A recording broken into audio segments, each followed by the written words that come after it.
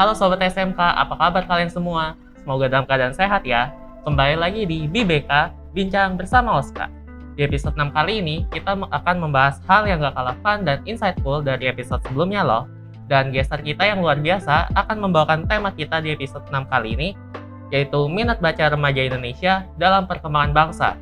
Langsung saja kita sambut gestar kita, yaitu Guru Bahasa Indonesia SMP Cinta Kasih Seci, Pak Didi Pramisdi Winanto Saputro.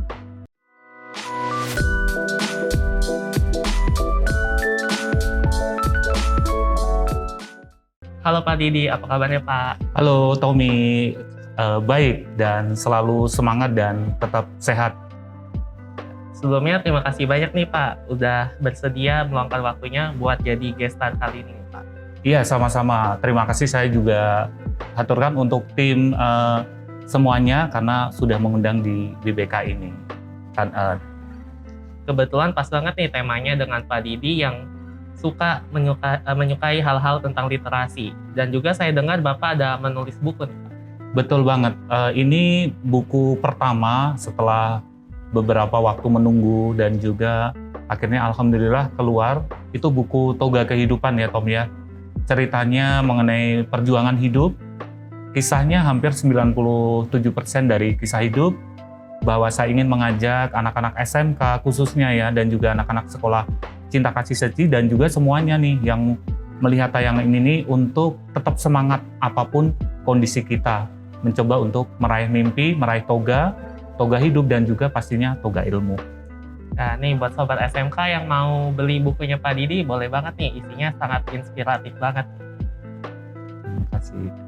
Seperti yang kita tahu nih Pak, salah satu kemampuan yang wajib kita kuasai sebagai seorang pelajar adalah membaca dengan minat baca yang tinggi, di mana hal tersebut memiliki peranan penting dalam melahirkan generasi penulis yang cerdas, kreatif, dan kritis.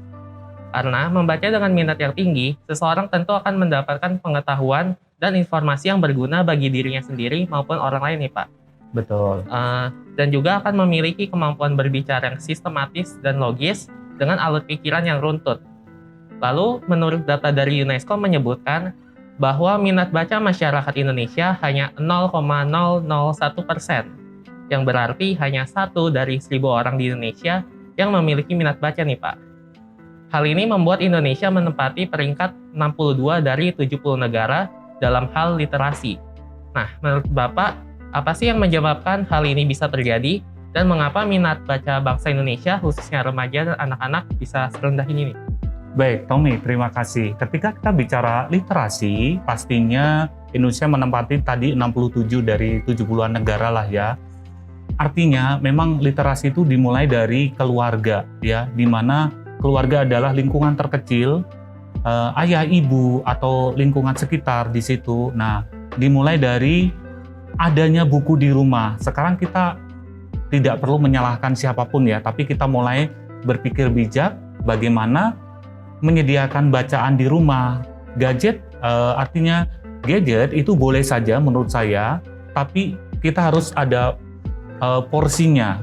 Bagaimana di rumah dibuat sudut kecil untuk buku. Nah, itu saya rasa membuat masyarakat Indonesia, kalau dimulai dari lingkungan kecil, keluarga, naik kemudian lingkungan sosial itu ada lingkungan formal, sekolah atau kampus, dan kemudian bagaimana di masyarakat, kemudian bagaimana kita bisa mengakses berbagai literasi digital juga. Nah, saya rasa itu. Tapi intinya literasi itu dimulai dari keluarga dan kita tidak perlu menyalahkan siapa, tapi bagaimana, ayo sebagai ayah dan bunda nih, buat teman-teman semuanya, pastinya kalau di rumah itu kelihatan ada 1-2 buku, pasti rumah itu akan terlihat bagaimana dia, keluarga itu mencintai dunia literasi. Gitu, Tom. Jadi intinya dimulai dari keluarga dulu, terus dari diri kita sendiri juga mau nggak membaca gitu ya. Bener banget, Tom. Dari diri sendiri, keluarga, lingkungan sosial, formal, non formal, nah baru literasi itu insya Allah akan berjalan. Oke Pak. Nah Pak, literasi ini kan memiliki dampak yang sangat besar bagi perkembangan suatu bangsa. Masyarakat Indonesia yang memiliki minat baca yang rendah akan berdampak buruk dan menghambat perkembangan bangsa. Kalau menurut Bapak, Bagaimana cara kita sebagai masyarakat Indonesia mengatasi masalah tersebut nih, Pak? Baik, terima kasih. Kalau menghadapi masalah minat baca, kita sekarang banyak sekali promo-promo ya, banyak sekali disediakan yaitu perpustakaan digital, kemudian di tingkat sampai kecil pun RT RW lingkungan sekitar komplek kita ada semacam perpustakaan di sekolah. Nah, kita bagaimana menggerakkan? Seperti misalnya kalau di OSIS SMK, ketika diawali dari ajakan, kemudian slogan atau poster, kemudian caption di media sosial yang intinya mengajak bahwa buku itu jendela ilmu, itu akan membantu mengatasi naiknya minat baca. Kembali lagi, ketika para pelajar jangan ketergantungan kepada dunia gadget atau dunia media sosial, tapi bagaimana kita membaca buku. Perpustakaan banyak di tempat kita, contohnya di Sekolah Seci, mau baca buku apa saja juga difasilitasi. Yuk, bagaimana dari kembali lagi lingkungan terkecil, promosi dan juga kampanye-kampanye, duta baca, kemudian kegiatan-kegiatan itu akan sangat membantu menumbuhkan minat baca, Tom. Seperti itu. Jadi zaman sekarang udah banyak akses ya Pak buat membaca gitu ya Pak. Bener banget, Tom. Jadi tinggal bagaimana kita sebagai generasi muda, terutama karena generasi muda itu adalah tonggak atau tiangnya sebuah negara. Yuk, sebagai generasi muda nih, misalnya SMK, Cinta Kasih Seci, membuat kampanye tentang peduli atau gerakan ayo membaca, karena membaca adalah jendela ilmu, seperti itu. Bener banget nih Sobat SMK apa yang dibilang sama Pak Didi. Zaman sekarang kan udah banyak tuh akses-akses buat kita membaca di HP, dan bahkan ada perpustakaan banyak banget nih. Nah, terus Pak, kan di zaman sekarang ini sudah banyak Pak media membaca digital yang menarik, lebih mudah diakses, dan gratis. Betul. Contohnya seperti e-book, website, dan bahkan ada novel online Pak, seperti Wattpad. Betul. Kemudahan dalam mengakses dan fitur-fitur yang disediakan membuat kebanyakan orang itu memilih membaca menggunakan media digital, Pak. Tapi ya Pak, dampak negatif dari membaca menggunakan media digital ini juga banyak Pak, seperti rusaknya mata dan banyaknya hoax yang tersebar. Bagaimana pandangan Bapak mengenai hal ini dan apa solusinya, Pak? Baik. Pandangan saya mengenai bagaimana maraknya atau juga canggihnya dunia teknologi ya, terutama yang berhubungan dengan literasi, dengan adanya Wattpad, e-book, kemudian media-media online yang memuat tulisan, itu sah-sah saja.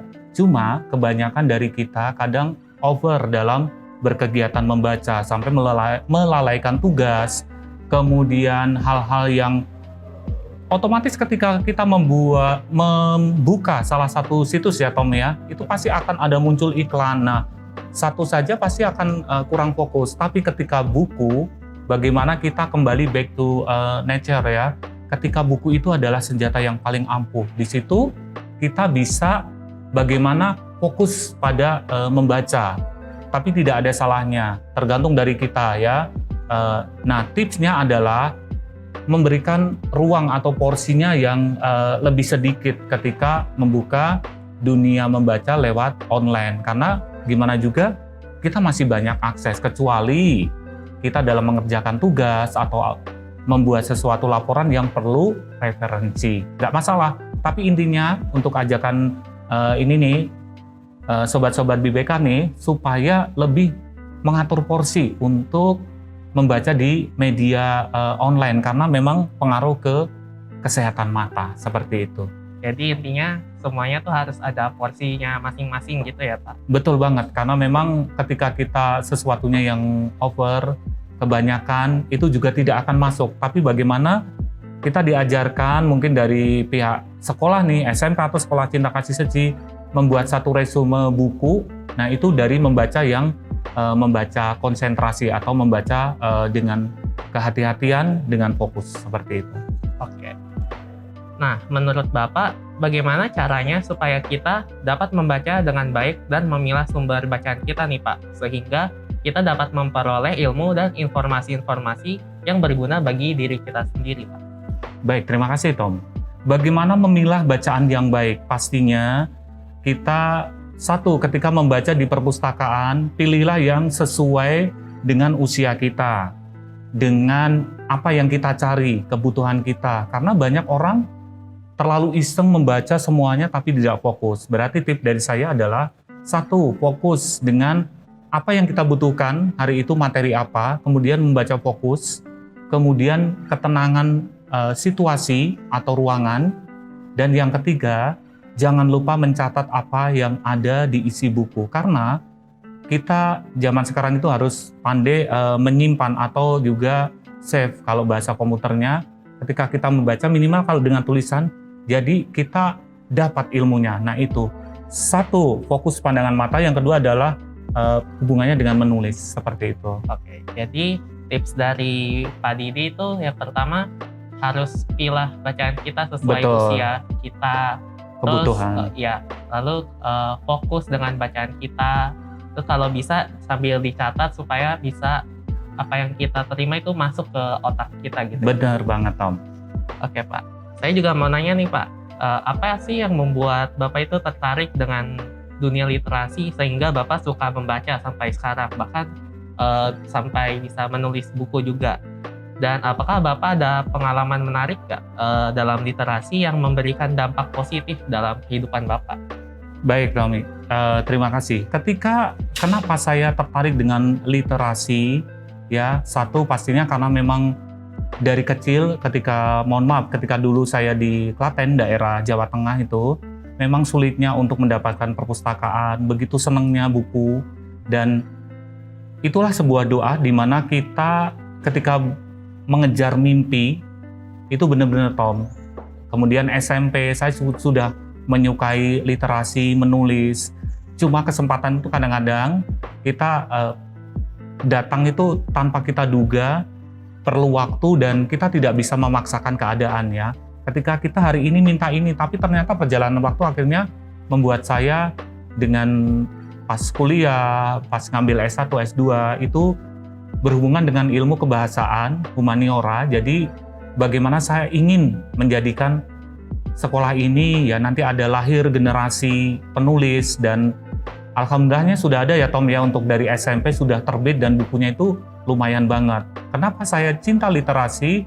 Karena saya senang membaca dan juga menyukai dunia pengetahuan yang kadang-kadang dari pas kita santai. Bahkan rumah saya ada satu sudut ruangan yang memang untuk koleksi buku-buku, seperti itu. Pengalamannya Pak Didi menarik banget nih Sobat SMK, dan tentunya pasti inspiratif. Dan buat Sobat SMK, kan zaman sekarang udah lebih gampang lah untuk membaca ya Pak. Jadi Benar. ayolah kita tingkatin minat baca kita supaya bisa jadi generasi yang hebat ya gitu ya Pak. Betul Tommy. Mungkin Pak Didi bisa memberikan beberapa tips dan pesan-pesan untuk Sobat SMK yang di rumah supaya bisa lebih bersemangat lagi dalam membaca sehingga dapat meningkatkan minat baca masyarakat di Indonesia nih Pak.